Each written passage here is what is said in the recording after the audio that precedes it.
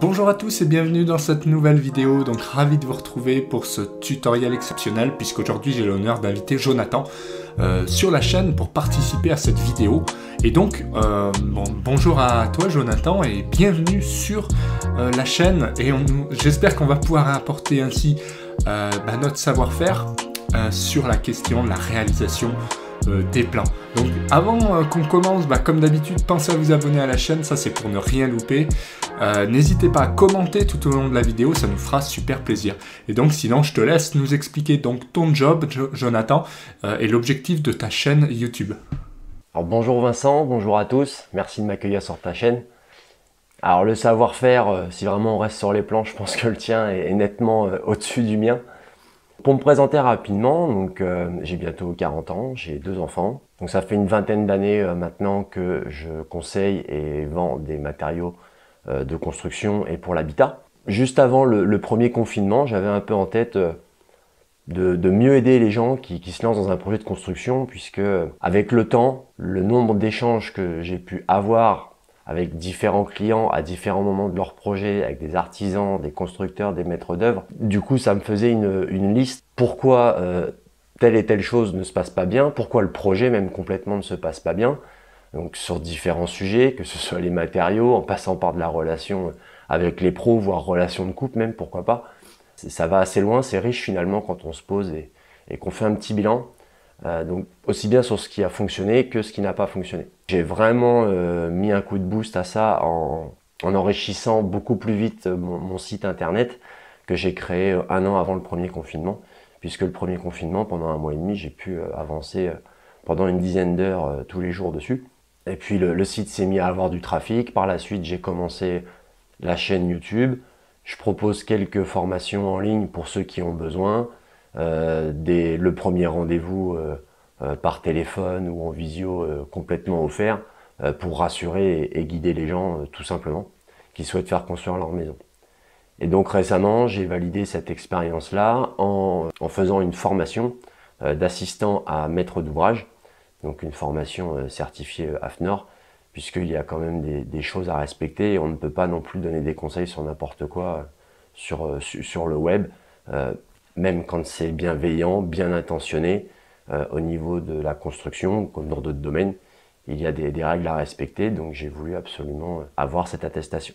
Alors l'objectif du site et de la chaîne YouTube, c'est un peu ce que tout le monde se dit quand on veut se lancer dans un projet de construction, c'est je veux mener à bien un projet de construction, je veux faire construire une maison qui me ressemble, réussir sereinement son projet de construction. Pour être un peu plus clair, la finalité, vraiment que tout le monde souhaite, sans forcément s'en rendre compte au début, c'est emménager heureux et que tout se passe bien en évitant un maximum de galères. Concrètement, toutes ces phrases-là qu'on s'est tous dit pour ceux qui ont fait construire, elles ne veulent pas dire grand-chose. Du moins, quand on va aller voir un constructeur ou un professionnel, ça ne veut pas dire grand-chose. Réussir, c'est quoi?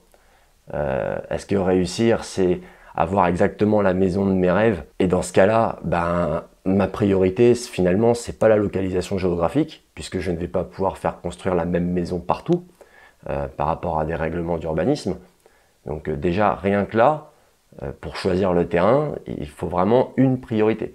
Une maison qui me ressemble, alors ça je l'ai entendu à toutes les sauces, tous les pros vont nous dire « Ah bah oui, on va vous faire une maison qui vous ressemble », mais concrètement, ça veut rien dire. Donc moi j'encourage vraiment les gens à définir clairement avant. Il y a un petit bouquin sur mon site à télécharger où il y a je sais plus, je crois c'est 80 questions. Alors, ça va vraiment du début où on parle de la localisation géographique par exemple, qui est quand même un critère généralement important. Et puis on finit avec des questions sur les équipements jusqu'au format de la hotte.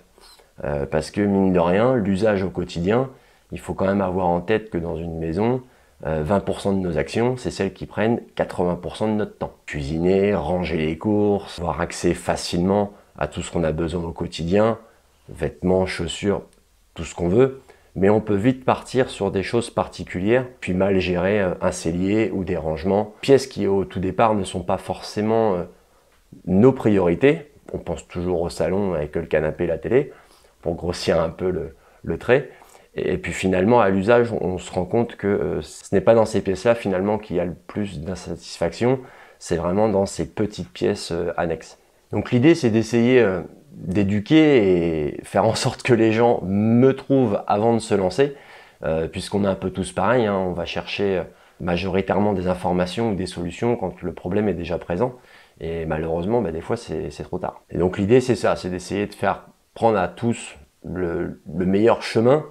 Il n'y a pas un seul chemin, même s'il y a des similitudes entre tous les projets de construction, ils sont tous différents, puisque à côté du projet, pendant 14 mois, 18 mois, voire plus, notre quotidien à tous est différent. Et l'organisation vis-à-vis de ça, forcément, ça a un impact. On ne peut pas parler que du projet de construction, on est obligé de parler quand même de notre quotidien, de notre vie, de nos contraintes qu'on a tous. Et puis bien sûr, j'aborde des sujets qui paraissent évidents, mais pas forcément quand on creuse un peu. Par exemple, quelle est la différence entre un constructeur, un architecte, un maître d'œuvre? Pour beaucoup de personnes aujourd'hui, faire construire une maison, c'est avec un constructeur. Donc après, mathématiquement, vu que c'est eux qui ont le plus gros du marché, c'est avec eux qu'il y a le plus d'insatisfaction. Voilà, on peut parler aussi des différentes taxes, puisque les oublis de taxes ne sont pas rares. Et puis des fois, on ne parle pas forcément de taxes à 300-400 euros. On peut parler en milliers d'euros, voire dans certaines villes en dizaines de milliers d'euros. Quand ça, c'est la surprise au milieu du chantier, ça peut faire très mal. L'objectif de fin va être compliqué à atteindre dans ces conditions-là. Dernière chose aussi, moi je suis complètement neutre puisque je n'ai aucun partenariat avec aucun constructeur, aucune grande enseigne. Pourtant vis-à-vis de mon site qui génère quand même un peu de trafic, on me l'a proposé plusieurs fois. Mais voilà, là-dessus je reste complètement indépendant. Je ne connais pas non plus tout le monde dans toute la France. J'ai 2-3 contacts dans 2-3 villes, mais voilà, ça s'arrête là. Au fil du temps, j'en ai d'autres, mais voilà, je reste complètement indépendant vis-à-vis de ça. Ce que je veux, c'est donner les meilleurs outils et que les gens fassent leur choix en connaissance de cause. Il y a vraiment beaucoup de choix à effectuer. C'est pour ça qu'on utilise le mot projet. Mener un projet, c'est différentes choses, différents éléments, différentes compétences. Et il faut certainement pas croire que ceux qui réussissent le mieux, c'est ceux qui sont le plus doués en bricolage, puisque ça, encore une fois, c'est une idée reçue, j'en aborde beaucoup. Mais celle-ci, c'est vrai que je l'entends assez souvent. Parfait, merci beaucoup à toi, c'est très intéressant déjà. C'est vrai que mon audience utilise surtout des logiciels DAO comme AutoCAD, Revit et autres, puisque on fait des plans techniques. Mais est-ce que tu peux nous en dire plus sur les logiciels qu'on peut trouver pour dessiner sa maison et qui sont accessibles au plus grand nombre?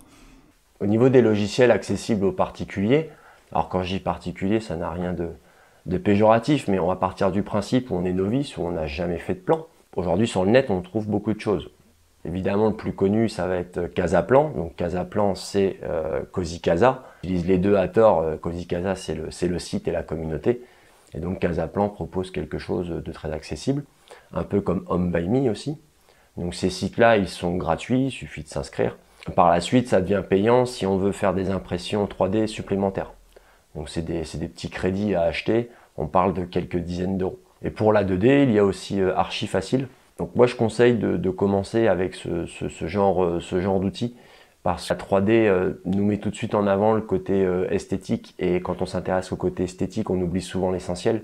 Pour moi, un plan, il se regarde d'abord en 2D. Alors après, je sais que c'est pas forcément évident de se projeter, mais il faut mieux commencer maintenant. On va pouvoir s'imprégner un peu de ça, et quand on arrivera face à des professionnels, on sera plus à l'aise. Ouais, tout à fait d'accord avec toi, Jonathan. Du coup, effectivement, Casaplan, pour l'avoir testé, propose à la fois de la 2D et la 3D. Donc moi, c'est celui que je conseillerais pour un novice. Après, c'est vrai que Archifacile est, comme son nom l'indique, très très facile également. Mais on peut faire que de la 2D. Donc effectivement, moi, j'orienterais les gens plutôt quand même vers Casaplan, donc sur le site de Cozy Casa, parce qu'ils peuvent faire que de la 2D pour commencer, et à tout moment passer à de la 3D, même s'il y a des composants assez difficiles, notamment la toiture. Pour quelqu'un qui n'a jamais réalisé une maison, par contre, j'aimerais bien savoir quels conseils tu pourrais lui donner. Alors pour quelqu'un qui voudrait se lancer dans la réalisation de son plan après cette vidéo, je ne lui conseillerais pas d'aller forcément sur un logiciel en ligne maintenant. Dans la mesure où vous n'avez jamais utilisé un logiciel en ligne, Alors attention, moi je suis pas du tout expert en logiciel en ligne, je les ai tous testés il y a 1 an, quand j'y testais j'ai passé 1 heure sur chaque. Après on est plus ou moins à l'aise avec l'informatique, la prise en main se fait plus ou moins facilement, mais l'idée surtout c'est, si vous voulez utiliser un logiciel en ligne, c'est d'avoir déjà votre plan papier à côté de vous, à l'échelle, qui est le plus propre possible. Donc quand je dis le plus propre possible, c'est avec le moins de choses que vous pensez modifier après. De cette façon-là, quand vous arrivez sur le logiciel, vous allez vous concentrer que sur la prise en main du logiciel. Vous n'allez pas chercher en même temps quelle taille de mur ici il faut mettre, quelle cloison, quelle taille de porte. Et donc ce sera nettement plus simple. Le second conseil, alors un conseil vraiment tout bête mais qui est très efficace, vous avez forcément un logement aujourd'hui, même si c'est un appartement de 30 mètres carrés, c'est pas grave. Peu importe la taille, peu importe que ce soit maison ou appart, dessinez-le. Dessinez-le à l'échelle parce que vous le connaissez par cœur. Donc inconsciemment, pour se projeter dans un plan, le top c'est de faire le plan de quelque chose qu'on connaît bien. De cette façon-là, vous allez voir que sur votre nouveau plan, peut-être que le mètre 50 à cet endroit-là qui vous paraissait juste, finalement dans la réalité, non, ça suffit. Donc ça, je vous conseille de faire ça. Et puis une fois que vous avez fait ça, alors je vous conseille pas de prendre des feuilles à carreaux. Je vous conseille vraiment de partir sur des feuilles A3 blanches. Pourquoi? Parce que c'est le format qui sera utilisé, tout simplement. Ce sera l'échelle 1/50e, si je dis pas de bêtises. Tu me reprendras après, Vincent, si je dis une ânerie. Mais au moins, vous partez tout de suite avec la norme de ce qui se fait chez les professionnels. Et donc, pour se projeter, ce sera assez simple. Vous allez en faire plusieurs. Le premier sera pas forcément bon. Et puis, vous allez voir que c'est en faisant, au bout d'1 heure, 2 heures, 3 heures, ça se fait pas non plus en claquant des doigts. Mais c'est intéressant parce qu'on met sa patte et il y a aussi une fierté. Il y a une forme d'accomplissement quand même. Même si derrière, le pro, il modifiera votre plan à vous, la base, ce sera vous, et ça, c'est important. Ça permet de se sentir chez soi rapidement, le fait de s'être impliqué comme ça. Et puis au niveau des logiciels, après, prenez un quart d'heure, 20 minutes, peut-être une demi-heure sur 4-5 logiciels différents. Tout simplement parce que si la prise en main, elle vous va mieux sur Casaplan, vous resterez sur Casaplan. Il y a peut-être un autre logiciel que vous allez vous préférer, où vous allez trouver que la prise en main est plus facile. Il n'y a aucun logiciel de très compliqué. Alors, il y en a des plus complexes et Vincent les connaît certainement mieux que moi. Du SketchUp ou du Sweet Home 3D, ce sont peut-être des choses que tu utilises. Mais moi, personnellement, je trouve que la prise en main de ces logiciels-là sont trop complexes. On n'a pas besoin de ça pour se projeter dans la maison en tant que particulier.